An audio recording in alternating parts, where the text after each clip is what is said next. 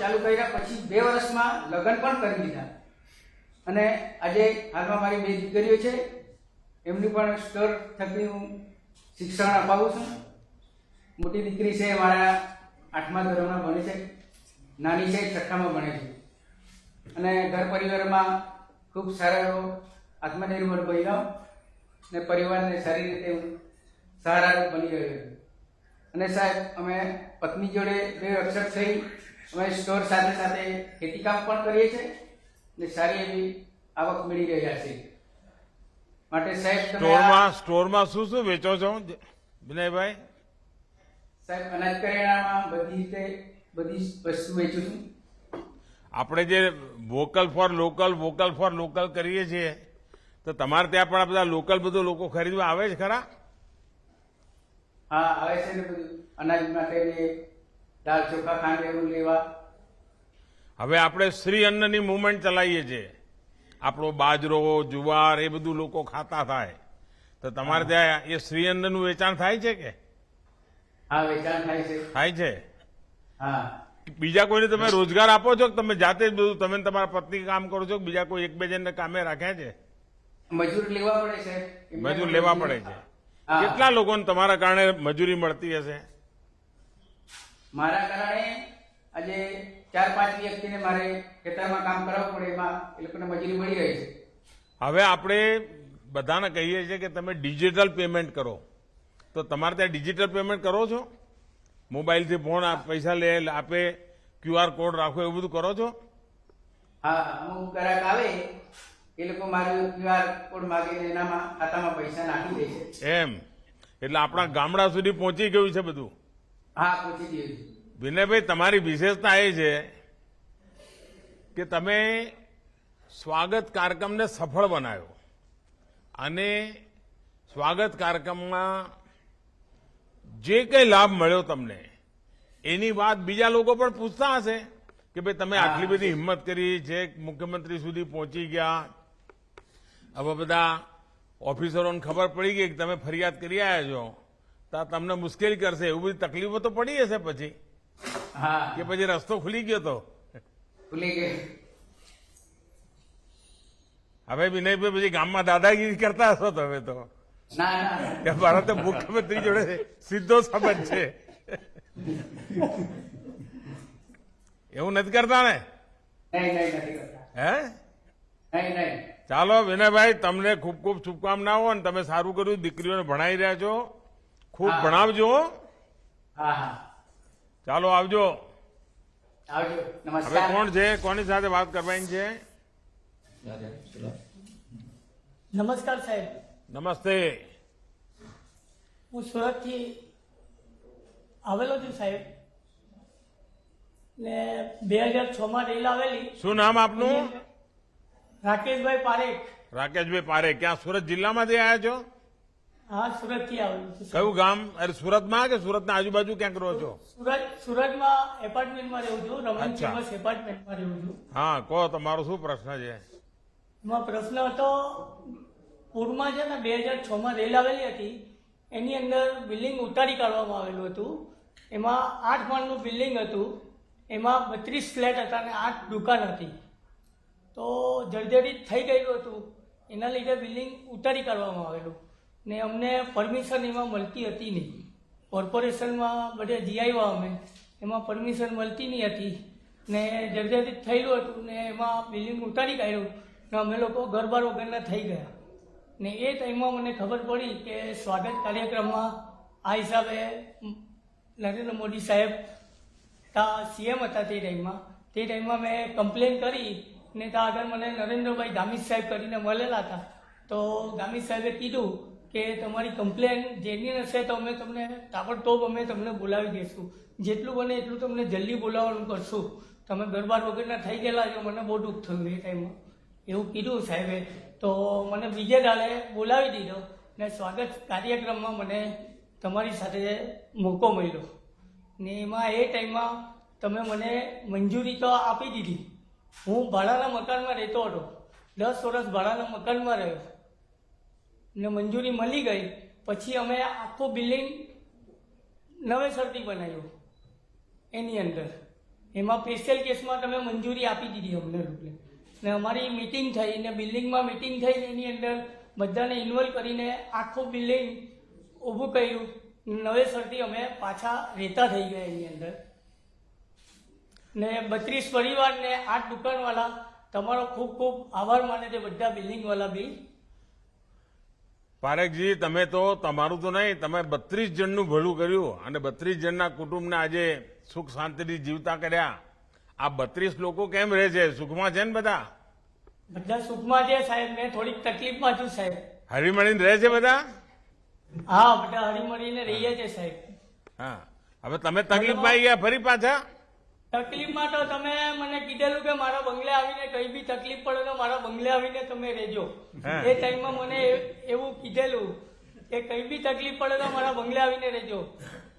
તમે હમણાં ભાડાના મકાનમાં રહો, તમારું બિલ્ડિંગ બની જશે એવા અમારા આશીર્વાદ કીધેલા હતા તે ટાઈમમાં. મેં પગે પણ લાગેલો હતો એ ટાઈમમાં ને એમાં મંજૂરી મળી ગઈ. પછી અમે હમણાં તો રહું છું શાંતિથી ફેમિલી સાથે.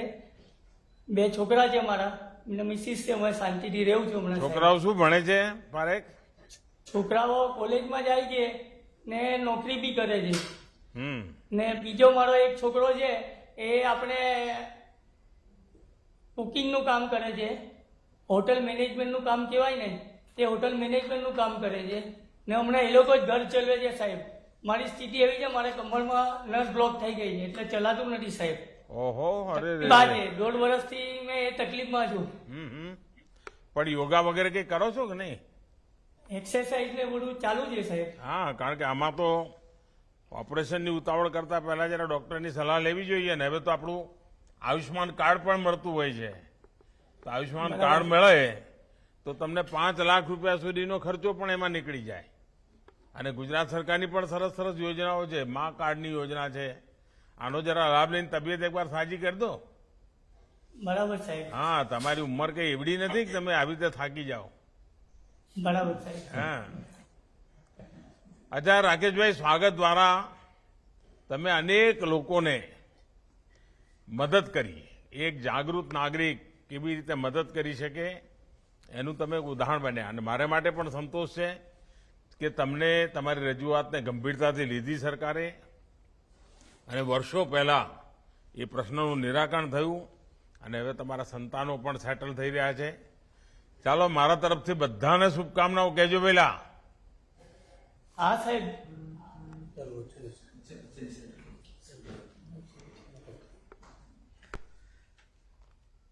ભાઈ કોઈ છે કે ભાઈ? જી, આદરણીય વડાપ્રધાન શ્રી નરેન્દ્રભાઈ મોદીએ જનસામાન્યની ફરિયાદોના નિવારણ માટે અને તેને દાદ આપવા માટે ટેકનોલોજીનો મહત્તમ ઉપયોગ સ્વાગત દ્વારા કર્યો છે. સ્વાગતના સર્જક અને સુશાસનના પ્રણેતા માનનીય વડાપ્રધાન શ્રી નરેન્દ્રભાઈ મોદીને આવો આદરસહ આમંત્રિત કરીએ આપણું માર્ગદર્શન કરવા. माननीय वडाप्रधान श्री नरेंद्र भाई मोदी। साथियों, इस संवाद के बाद मुझे इस बात का संतोष है कि हमने जिस उद्देश्य से स्वागत को शुरू किया था वो पूरी तरह से सफल हो रहा है। इसके जरिए लोग न सिर्फ अपनी समस्या का हल पा रहे हैं, बल्कि राकेश जी जैसे लोग अपने साथ ही सैकड़ों परिवारों की बात उठा रहे हैं। मेरा मानना है कि सरकार का व्यवहार ऐसा होना चाहिए कि सामान्य मानवी उससे अपनी बातें साझा करे, उसे दोस्त समझे, और उसी के द्वारा हम आगे बढ़ते हुए गुजरात में, और मेरी खुशी है कि आज भूपेंद्र भाई भी हमारे साथ हैं।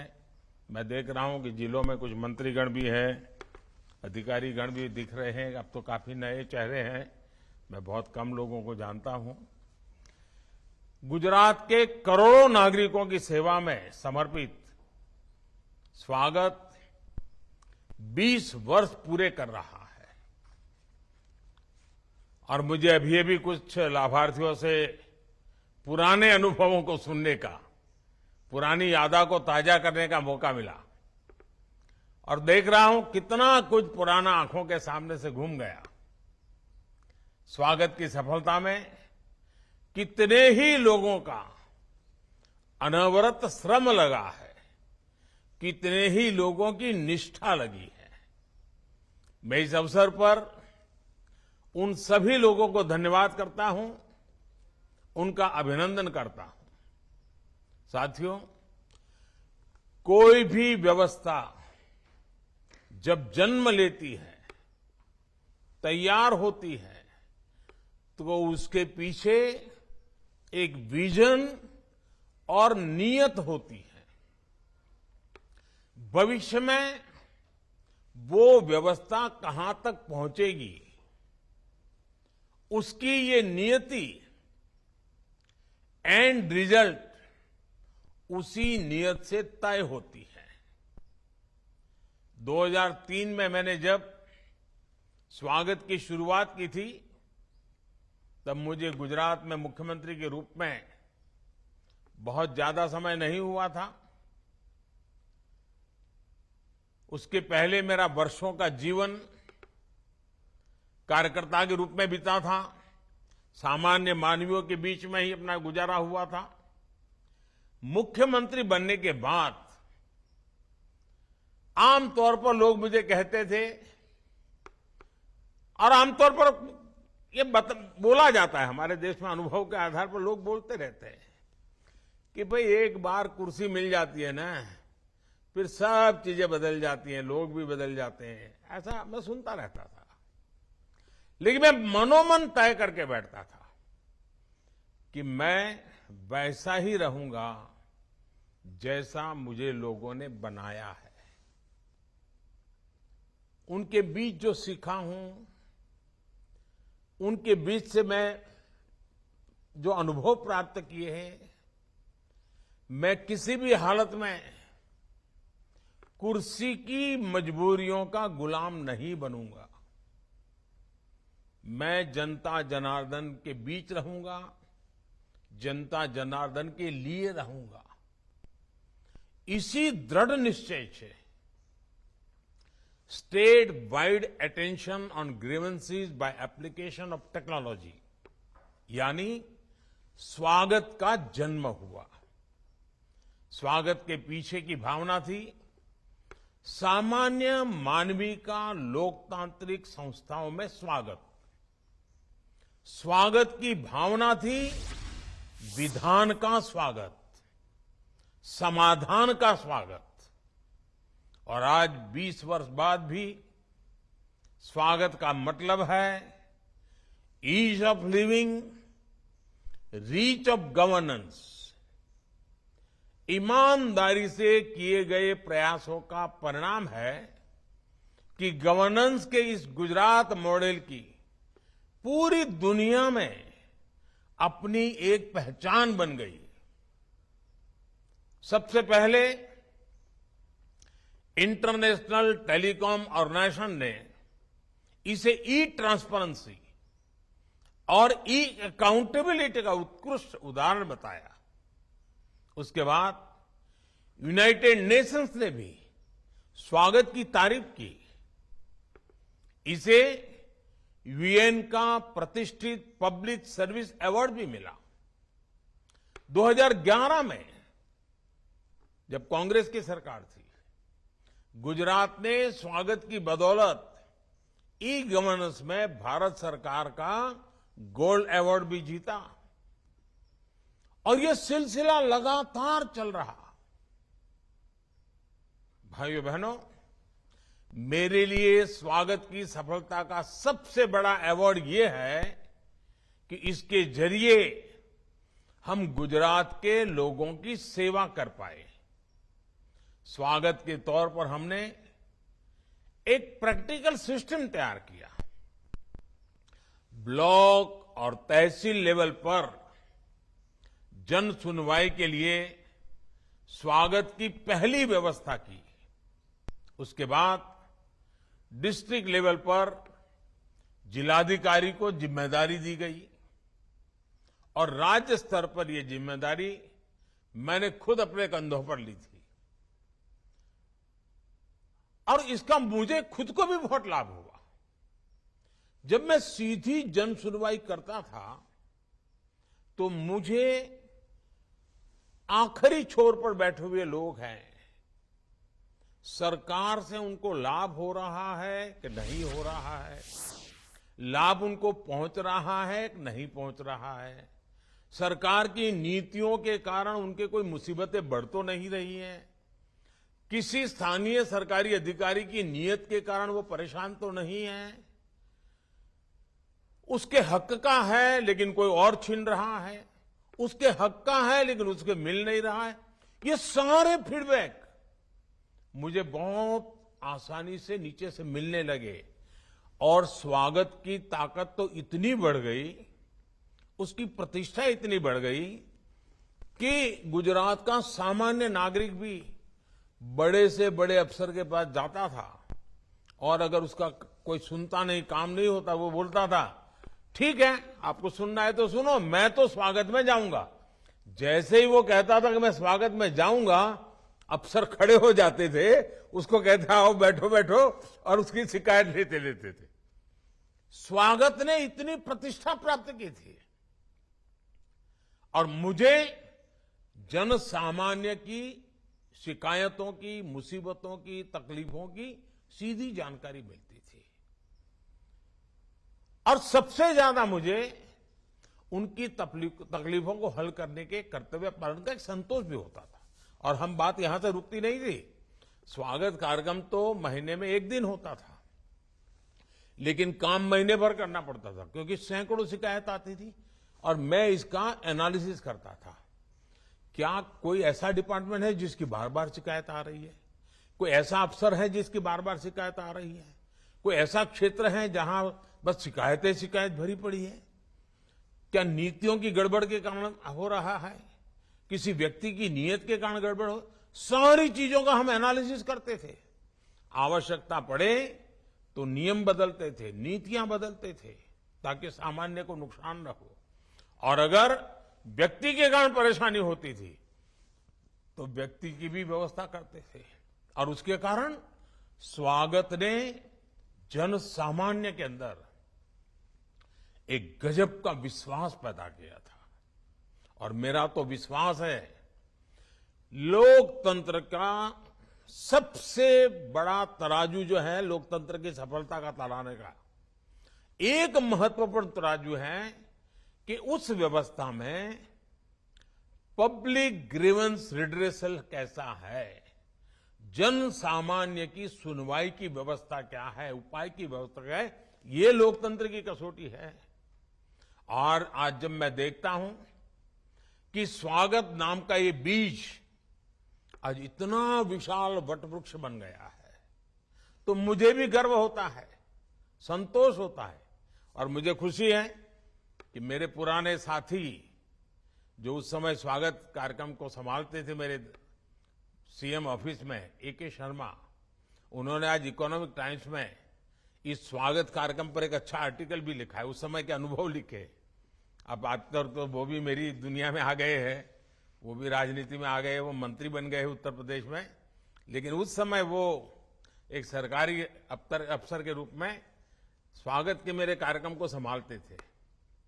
साथियों, हमारे देश में दशकों से ये मान्यता चली आ रही थी कि कोई भी सरकार आए उसे केवल बनी बनाई लकीरों पर ही चलते रहना होता है, वो समय पूरा कर देते थे।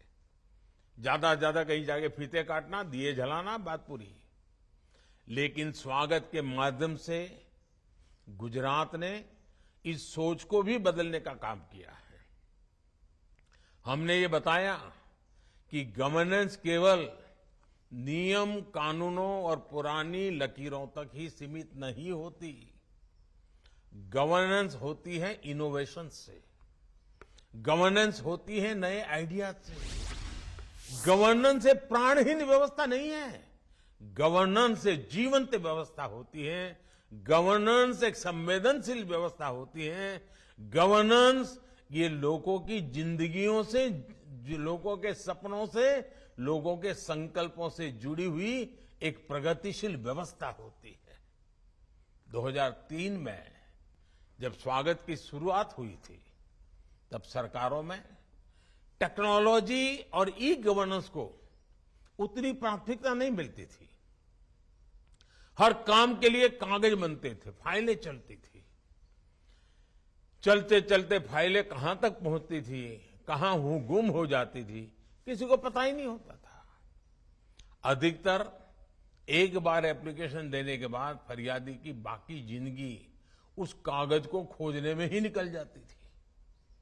वीडियो कॉन्फ्रेंस जैसी व्यवस्था से भी लोग बहुत कम परिचित थे। इन परिस्थितियों में गुजरात ने फ्यूचरिस्टिक आइडियाज पर काम किया और आज स्वागत जैसी व्यवस्था गवर्नेंस के कितने ही सॉल्यूशंस के लिए प्रेरणा बन चुकी है। कितने ही राज्य अपने यहां इस तरह की व्यवस्था पर काम कर रहे हैं। मुझे याद है कई राज्य के डेलीगेशन आते थे, उसका अध्ययन करते थे और अपने यहां शुरू करते थे। जब आपने मुझे यहां दिल्ली भेज दिया तो केंद्र में भी हमने सरकार के काम की समीक्षा के लिए प्रगति नाम से एक व्यवस्था बनाई है। पिछले 9 वर्षों में देश के तेज विकास के पीछे प्रगति की एक बड़ी भूमिका है। एक कंसेप्ट भी स्वागत के आइडिया पर ही आधारित है। प्रधानमंत्री के तौर पर प्रगति की बैठकों में मैं करीब 16 लाख करोड़ रुपए के प्रोजेक्ट की समीक्षा कर चुका हूं। इसने देश की सैकड़ों परियोजनाओं को गति देने का काम किया है। अब तो प्रगति का प्रभाव यह है कि जैसे ही कोई परियोजना इसमें समीक्षा के लिए लिस्ट पे आती है, उससे जुड़े अवरोध सभी राज्य धमाधम उसको समाप्त कर देते हैं, ताकि जब एक्चुअली मेरे सामने आए तो कहे कि साहब 2 दिन पहले काम हो गया है। साथियों, जैसे एक बीज एक वृक्ष को जन्म देता है, उस वृक्ष से सैकड़ों शाखाएं निकलती हैं, हजारों बीजों से हजारों नए वृक्ष पैदा होते हैं, वैसे ही मुझे विश्वास है स्वागत का ये विचार बीज गवर्नेंस में हजारों नए इनोवेशंस को जन्म देगा। ये पब्लिक ओरिएंटेड गवर्नेंस का एक मॉडल बनकर ऐसे ही जनता की सेवा करता रहेगा। इसी विश्वास के साथ 20 वर्ष इस तारीख को याद रख करके फिर से एक बार मुझे आप सबके बीच आने का आपने अवसर दिया, क्योंकि मैं तो काम करते करते आगे बढ़ता चला गया। अब इसको 20 साल हो गए, वो आज जब आपका इस कार्यक्रम का निमंत्रण आया तब पता चला। लेकिन मुझे खुशी हुई कि गवर्नेंस के इनिशिएटिव का भी इस प्रकार से उत्सव मनाया जाए, ताकि उसमें एक नए प्राण आते हैं, नई चेतना आती है। अब स्वागत कार्यक्रम और अधिक उत्साह से, और अधिक उमंग से, और अधिक विश्वसनीयता से आगे बढ़ेगा, ये मेरा पक्का विश्वास है। मैं सभी मेरे गुजरात के प्यारे भाइयों बहनों को अनेक अनेक शुभकामनाएं देता हूं। और एक हफ्ते के बाद 1 मई गुजरात का स्थापना दिवस भी होगा, और गुजरात तो अपने आप में स्थापना दिवस को भी विकास का अवसर बना देता है, विकास का उत्सव बना देता है। तो बड़ी धूमधाम से तैयारियां चलती होगी। मेरी आप सबको बहुत बहुत शुभकामनाएं हैं, बहुत बहुत बधाई।